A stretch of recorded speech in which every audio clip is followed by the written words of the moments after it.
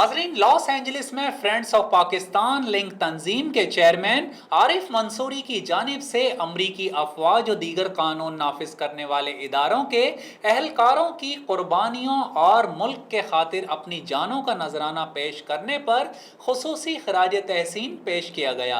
आइए आपको भी दिखाते हैं। God bless America. God bless the world.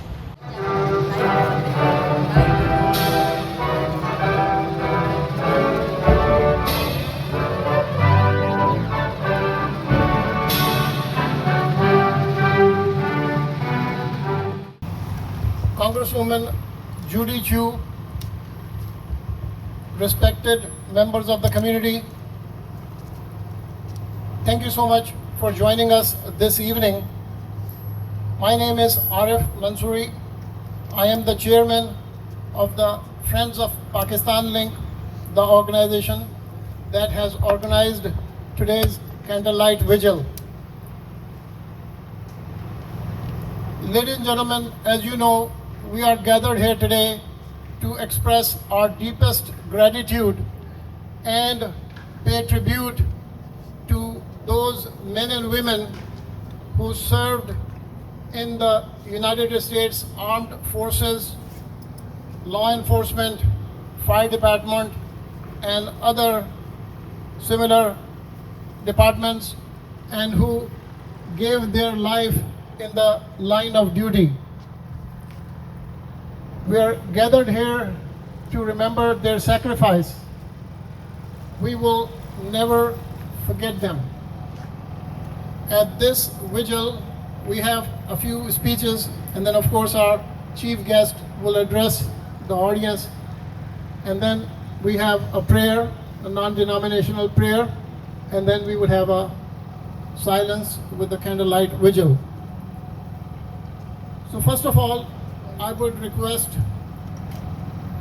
our co-chairman of Friends of Pakistan Link, Mr. Samin Farooqi, to please join me here and say a few words. Mr. Samin Farooqi.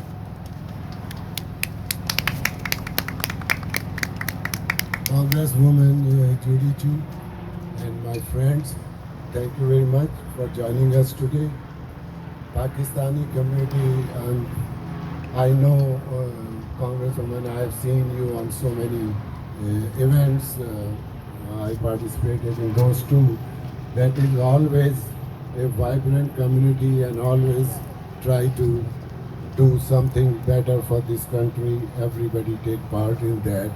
And we are very proud of our armed forces, veterans, and what happened in Afghanistan, Kabul airport, deeply hurt us, and we are here to pay tribute those people, and hopefully they will enjoying a better place from here. And you are very we are grateful to you that you came and joined us. Thank you very much. Thank you so much, Samin Farooqi. Before I invite my next speaker, I would like to present a short poem by Mary Elizabeth. Do not stand at my grave and weep. I am not there, I do not sleep. I am 1,000 winds that blow. I am the diamond glints on snow. I am the sun on ripened grain. I am the gentle autumn rain. When you awaken in the morning's hush, I am the swift uplifting rush of quiet birds in circled flight. I am the soft star that shines at night. Do not stand at my grave and cry. I am not there, I did not die. Ladies and gentlemen, my next speaker is Mr. Fatah Kamal, who is from Afghanistan. And today's tribute, though we are paying tribute to all of the heroes who have paid ultimate sacrifice in the line of duty, but it is especially for those soldiers that gave their life in the line of duty in Afghanistan. So please put your hands together for my friend Fatah Kamal, who is from Afghanistan and he's a host of a television as well. Assalamu alaikum everyone. Good evening. Good evening, Ms. Congresswoman. Thank you so much. Let us acknowledge those American soldiers who died as heroes at Kabul airport. And explosions, well, they were helping Afghan people from the Taliban, but we miss them right now. There's a lot of soldiers in Afghanistan from the United States and other ladies, which is I saw on the news, with one of the 6 months babies was on the shoulder and she's down with her together. But the parents is right now is in Norway, in Scandinavia country, but they miss the babies as well. But we lost a lot of Afghani people on this day in the airport, but let's pray for those soldiers from the heroes from the United States when they lost his life in Afghanistan. But this is like Afghanistan, just everybody is in here. Just give my word to the world, please. Pray for Afghanistan and pray for women in Afghanistan. Pray for those people from the United States when they lost his heroes in Afghanistan. Thank you so much, and thank you, Mr. President. Thank you, Mr. Fatah Kamal. Next up, I have producer of a very famous television show, Safir Pakistan. I would like to now request Mr. Waqali Khan to please say a few words. They provide the food, healthcare, everything, you name it. This is a country we're so proud, and we're so proud of those heroes died in Afghanistan. But I'm also very sad the situation, the position in Afghanistan, the women on the street, the people on the street, no food, no healthcare, nothing. We have also paid those tribute those people who died in Afghanistan due to terrorism, due to bomb blast, due to fight. Now the time that United States of America think how to take care of those suffering Afghanistani people in Afghanistan. Those have nothing to do with any fight or war. But I'm really proud our American soldiers, those fighting all over the world to restore the peace. That's my word today. Thank you very much for coming all the way. God bless America. God bless the world. Thank you. Thank you. Thank you, Waqar. So next up, we have our chief guest. I would like to say a few words before I invite Congresswoman to come up to the podium. As many of you know her very, very well, because she has been at many of our events. She is very connected with the Pakistani community, Muslim community, and for that matter, all the ethnic community. She is definitely a champion for all the minorities. She represents the 27th District of California. She is on many very powerful committees. She is on the House Ways and Means Committee. She is also the chair of the Asian Pacific Caucus, Congressional Asian Pacific Caucus. She also founded and is the co-chair of the Congressional Creative Rights Caucus. But besides that, our community owes her a tremendous debt of gratitude. She has, over the years since she has been in the Congress, she has done us tremendous amount of favors, tremendous amount of support of our community. One such thing, just this year, she introduced a bill in Congress as a No Ban Act, which will prevent any future Muslim bans. You know, you remember the Trump's Muslim ban? Yes. So, Congresswoman, thank you so much for being there for us, being our voice. So please put your hands together for Congresswoman Judy Chu.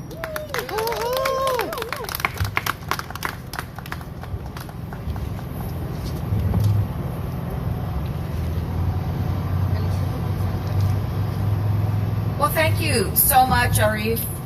I really appreciate that, and I thank you all for joining us today for this very important vigil. Thank you, Arif Mansouri and Jamal Khawaja, for your leadership in organizing today's gathering.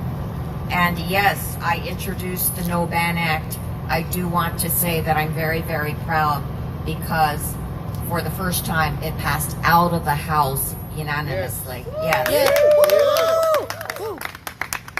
It's a very great moment, I must tell you. Thank you, ma'am. On October 7th, 2001, just about 1 month after the horrific September 11th attacks, the U.S. war to kick the Taliban and Al-Qaeda out of Afghanistan began. And then, on August 30th, nearly 2 full decades later, the U.S. pulled our last troops out. But just 4 days before that withdrawal was complete, the final 13 U.S. service members were killed in service of this mission. They died, like thousands of American, Afghan, and coalition forces before them, helping others, ensuring that the Kabul airport, which was the only way out of Afghanistan, remained safe for civilians. But once again, terrorists that were intent on chaos and death struck, and 13 soldiers and 60 Afghans paid the ultimate price. And they were not the only ones. We must remember that in total, there were 2,448 American service members, 3,846 U.S. contractors, 1,144 NATO service members, and over 100,000 Afghan security forces and civilians that died over the course of this war. And that's not to mention the aid workers and the journalists, as well as over 50,000 Taliban opposition fighters who were killed. This death toll is heartbreaking, and that is why 20 years into this war, and with troops being sent in to serve who were not even alive when this war began, I supported President Biden's decision to end it before sending another generation of men and women to die in it. We've learned that we cannot bomb terrorism away or create a stable government through occupation. However, that doesn't mean our obligations in Afghanistan are over.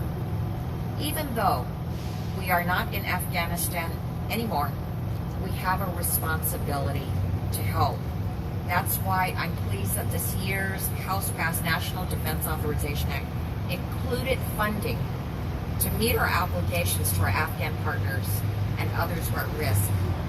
In addition to evacuating those who need to get out, we must ensure a safe Afghanistan for those who are remaining. And that means defending the human rights gains we've made over the years, especially for women and minorities. And it means working with regional partners to form a stable and inclusive government. And it means making sure Afghanistan does not become a base of operations for terrorists. That counter-terrorism work will be a cornerstone of our involvement moving forward. But first, there must be serious reforms with how we do this while ensuring the safety of civilians. Following the terrorist attack at the Kabul airport, the Pentagon believed that they knew who was responsible and acted to prevent what they thought was another attack. The reality was much worse. Instead of killing a terrorist, the U.S. drone that day killed 10 innocents, including at least 7 children. The driver of the car the Pentagon believed to be a terrorist was in fact an aid worker, and the reason I am involved is that aid worker worked for a nonprofit headquartered in my congressional district in Pasadena. So I felt this loss very, very deeply. This kind of miscalculation is inexcusable. I am glad that the Pentagon acted quickly to accept responsibility, but that cannot undo the pain, and it cannot bring these people back to life. That is why I submitted an amendment to the National Defense Authorization Act, which did pass, calling on the Pentagon to provide restitution to the families of those who were killed. And we should not and cannot make a mistake like that again. So I led a letter signed by 11 other members of Congress calling on Secretary of Defense Austin to explain what safeguards exist to protect civilians and to explain what went wrong in this instance. Those 13 service members and the thousands before that died so that the people of Afghanistan would have a better future. Now that our military occupation has ended, it's up to us to ensure that we continue to see this mission through. And that means supporting a secure and inclusive government that protects everybody's freedom. And it means ensuring a U.S. counterterrorism strategy that centers on protecting civilians. So thank you all for coming out to remember those that we lost. With your support, we can ensure that these sacrifices were not in vain. Yes. Thank you so much. Thank you. To the families of the fallen heroes, I would like to just say that the whole nation is with you. We are there for you. We will never forget you. Next up, I have the president of our organization, of Friends of Pakistan Link, and the president of also Grand Alliance for Pakistan. I forgot to mention that Waqar Ali Khan Sahab, who just spoke, is the veteran-in-chief of the Grand Alliance for Pakistan that just organized an event down the road about 10 minutes from here about a month or so ago on August 28, which was the largest Pakistan Independence Day under these circumstances with the pandemic and all that, and it was attended by 10,000 plus people. That was a major accomplishment. So the next speaker is the president of that organization as well as the president of this Friends of Pakistan Link. So please put your hands together for Jamal Khwaja. Assalamu alaikum. Good evening. Congresswoman Judy Chu, ladies and gentlemen, thank you very much for coming. I understand it's not easy to come out on Sunday evening, but this is a true testimonial of that we Far East Asians, Pakistanis, how much we really care about United States of America. Of course, we were born in Pakistan, but we really value America as well. And I must say, it's not very normal for a congresswoman to come out and support the idea. Please give it for first Congresswoman Judy Chu. I really thank you from the bottom of my heart on behalf of all Pakistani Americans here that, ma'am, it really means a lot to us. We wanted to give a tribute to the people who have died on line of duty, not only in Afghanistan, even here in Los Angeles, all around United States. United States is one country who is taking care of everybody. We have, when I became a citizen of United States, the First Amendment right, we have taken an oath. Anywhere in the world, if there is any humanity crisis, we will speak about it. So today, I want you all to understand that how important this is. We sleep in the night. We don't close our car doors. We don't close our home doors knowing there are people who are taking care of us. There are people, there is law here.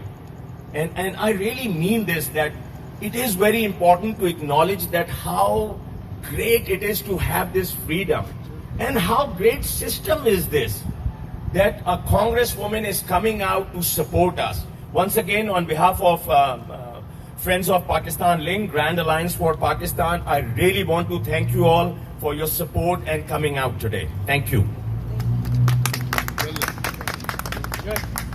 I said Jamal Khaja, thank you so much.